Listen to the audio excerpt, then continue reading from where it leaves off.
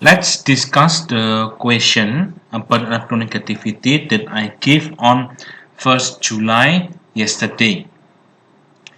There are 10 questions in this worksheet. You have to tell whether there is difference in the electronegativity or not, and what is the bonding could form. Let's see number 1. Cesium and chlorine. We know that cesium is a metal. If you find in your periodic table, cesium element is a metal, a pure metal, while chlorine is an electronegative element. So Cs and Cl, when they combine, it will form an ionic bonding. Why? Because there is a difference in the electronegativity. Now, number 2, nitrogen and aluminum. We know nitrogen is an electronegative element and aluminum has a covalent character. Why? Because aluminum is not a pure metal, it is a transition metal to be specific, and then so aluminum has the property of covalent, but it is not covalent. It has ionic. Yes, it has ionic because there are 3 electrons in the outermost shell. So the bonding between nitrogen and aluminum is covalent, but with polarity. Why? Because nitrogen is an electronegative element. Number 3, chlorine with chlorine. Chlorine with chlorine, they have the same electronegativity.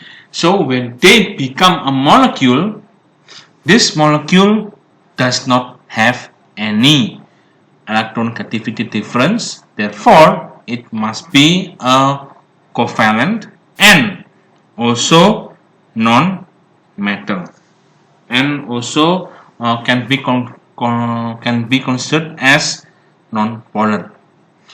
And then next, number 4, aluminum with aluminum. 2 same aluminum. So this one must be a metallic bonding. Why? Because 2 same metal atoms, they will form a metallic bonding. We know metallic bonding is a strong attractive force between the positive metal ion and a negative electron. Number 5, aluminum and chlorine. Similar to number 2, aluminum has a covalent character. Chlorine is an electronegative element. So they will form a covalent bonding but with polarity. Why? Because aluminum is tendency to be positive, while chlorine is tendency to be negative. Now let's see number 6, aluminum and fluorine. Aluminum is a metal, a transition metal, and then fluorine is a very electronegative element. This one, when very electronegative element, when they combine, there is a huge electronegativity difference. Why? Because although aluminum has some covalent character, but it has the partner of fluorine. Fluorine is very electronegative. So therefore, the electronegativity difference is quite a lot. So this one become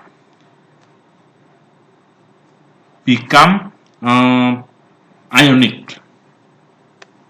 Then let's see number 7. Number 7, copper and zinc. Copper and zinc, both of them are metals. So, because they are not made up of the same metal atom, but they are the same category, which is metal. So, this number 7, they will form a mixture. We know that copper and zinc combined together, they will become bronze, an alloy. What makes the alloy strong? Because they have different structure, size, different molecular size of the copper and zinc. So they are not able to slide over each other, and they have stronger structure.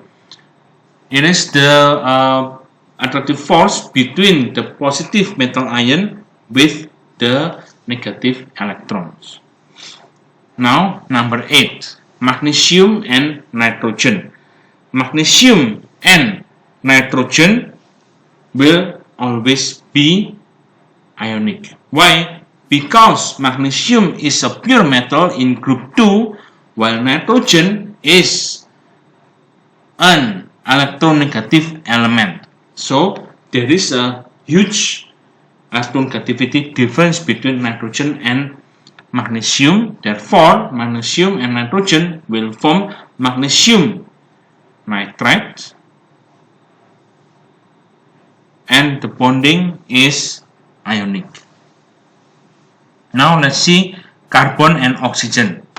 Carbon and oxygen, it is like in carbon dioxide, carbon monoxide. Carbon dioxide is a covalent.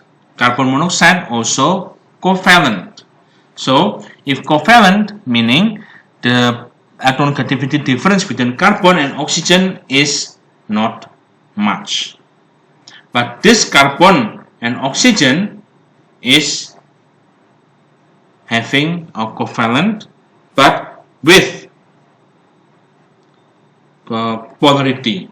Why? Because carbon dioxide can dissolve in water. So there is an electronegativity difference.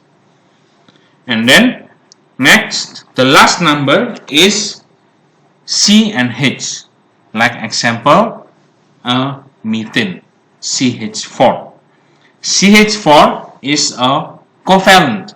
It has low melting and boiling point. It has simple molecular structure. And so from here, C and H has little difference in the electronegativity. So all this the discussion of the worksheet that I give on 1st July 2020 about the electronegativity worksheet. After this, we are going to discuss another topic, and I already attached a new homework on the Google Classroom.